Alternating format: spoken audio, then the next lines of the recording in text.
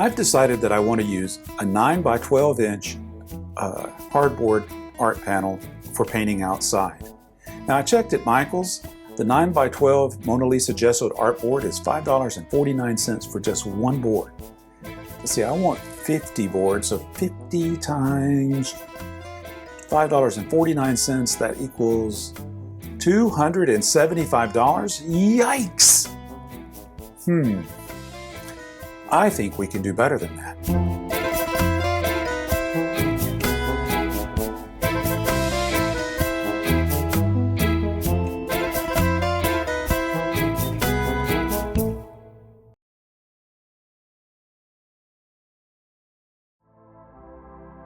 I went to my local Home Depot and bought 5 2-foot by 4-foot hardboard panels. Each board costs $4.97, so that means for 5 boards, I spent about $25 for the whole lot. Now I could have bought a larger board, the 4-foot by 8-foot hardboard, and it wouldn't have been that much more. But the problem was, even though Home Depot has a saw to cut the boards down to size, it was out of order. And a 4-foot by 8-foot panel will not fit in my car. So I went ahead and bought the 2-foot by 4-foot boards.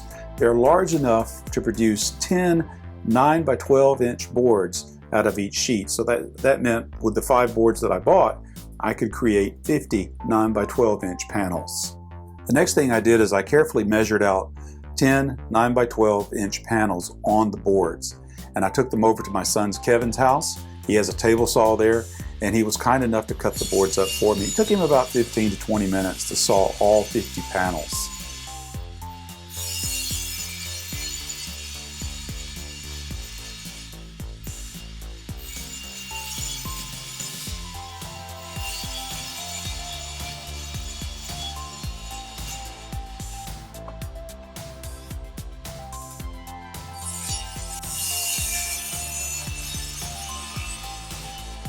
So the next thing I wanted to do is to take the panels and just very lightly sand the smooth surface so that the primer would adhere to that.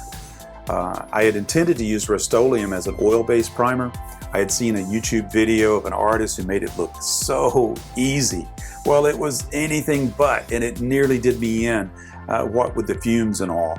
And I was doing it outside. So anyhow, I ruined 3 of my 50 panels. I ruined 3 of them with this ill-advised approach to priming the boards. So I went back to the drawing board, so to speak, and I decided I would just gesso the boards instead. It takes a bit more effort, but it wouldn't kill me.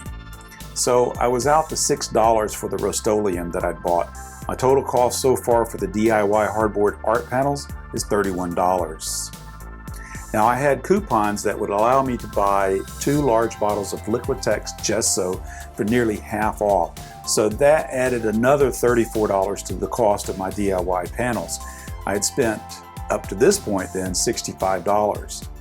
I applied 3 coats of gesso to the smooth surface. This took some time. I mean, it didn't take a whole lot of time to paint them, but I had to wait for each layer to dry, and then I would go back and apply the additional coats until I had 3 coats. Now as the gesso began to dry on these hardboard panels, this is where I became rather alarmed because all the boards started cupping like this. They warped as the gesso dried.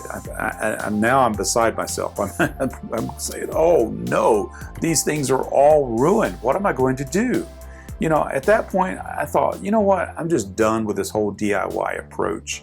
But then I stopped and thought about it, and I said, well, you know, I wonder what would happen if I gesso the backside. I mean, I was going to do that anyway to completely seal the board so moisture wouldn't affect the board. But, you know, at this point, moisture was already ruining the boards.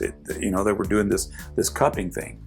So, you know, I decided, well, I'm going to go ahead and gesso the backside.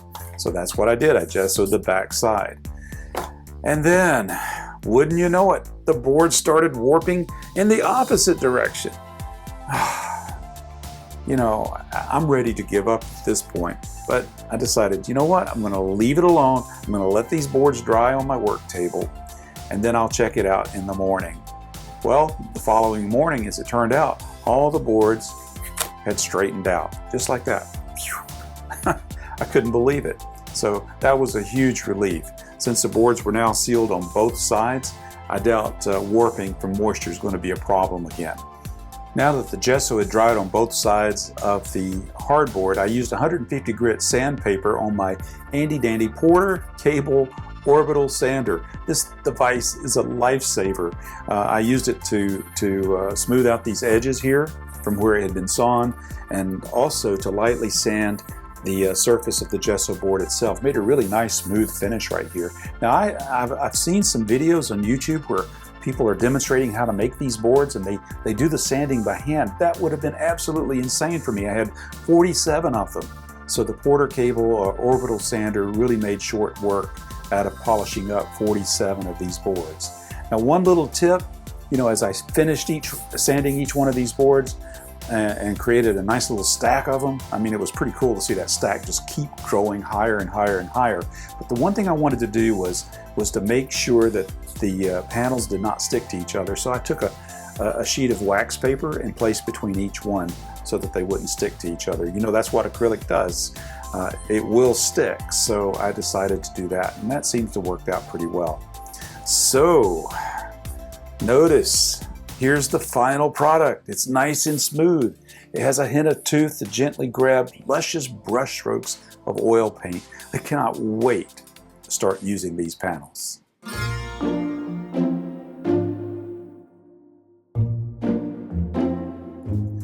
I originally set out to make 50 hardboard panels. I destroyed 3 in the process. Oh well, what you gonna do, right? I still have 47 9 by 12 inch hardboard panels all ready to paint on. My total cost? Well, let's add it up. I have 5 2-foot by 4-foot hardboard panels from Home Depot for $25, 2 bottles of Liquitech gesso, that came out to $34 with coupons, a can of Rustoleum primer, that was $6. Of course, I ended up not using it. And then 1 pack of 150 grit sandpaper for my orbital sander at $4. That is a total cost of $69. Oddly enough, the gesso costs more than the panels. But then, on the other hand, I really didn't use the full 2 bottles. I still have about 2/3 of a bottle of gesso left. So now let's take the $69, divide that by 47 panels. That equals, let's see, $1.47 per panel versus the $5.49 per panel from Michaels. Now, one other thing I'll say about the Mona Lisa boards from Michaels, they're polished slick. Nothing can stick to them. They have no tooth. So I think I like my gesso boards just a bit better. I may be a little bit biased, but I'd really like this matte chalky finish. I know that the oil paint's just going to grab hold of that. Now, a good question to ask yourself before you make your own art boards is, should I make them myself? Now, it's true that I saved over $200 making my own boards. However, it did take me several hours to make over the course of a few days. I had to allow for time for the boards to dry, and between each application of gesso. So it took 2 or 3 days to get these boards finished. Frankly, I mean, in all honesty, I could have used that time instead, on painting. If I just went ahead and spent the little extra money for the art panels, and I could have been painting during that time. But you know what? I don't regret making them. I enjoyed the learning process, even if I did have a few scares along the way. Now, only you can decide if making your own art panels are right for you. Please join me at creativemethod.tv as I learn to paint, and not just in my studio here, but outside too. Subscribe to my YouTube channel, and we'll learn together.